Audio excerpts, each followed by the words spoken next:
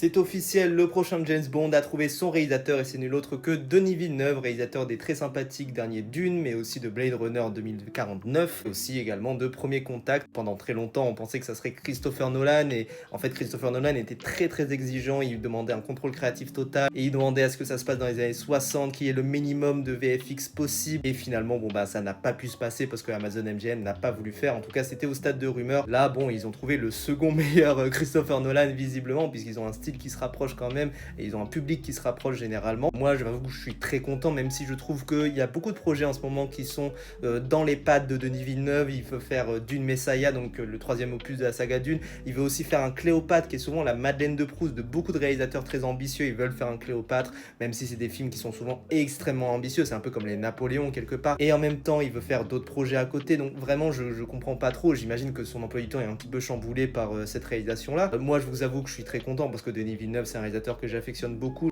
Je préfère quand il a des dispositifs plus resserrés, je préfère quand il fait des polytechniques, même des incendies, des prisoners ou des ennemis qui sont des dispositifs un poil plus resserrés, hein, avec un poil moins de VFX, d'effets spéciaux à gogo, tout ça. Mais quand même, j'aime bien ce qu'il fait actuellement, j'ai un petit peu des craintes quand même sur les derniers Dunes, mais je trouve que quand même c'est un super réal et j'ai hâte de voir ce qu'il peut donner avec son James Bond. Dites-moi ce que vous en pensez dans les commentaires.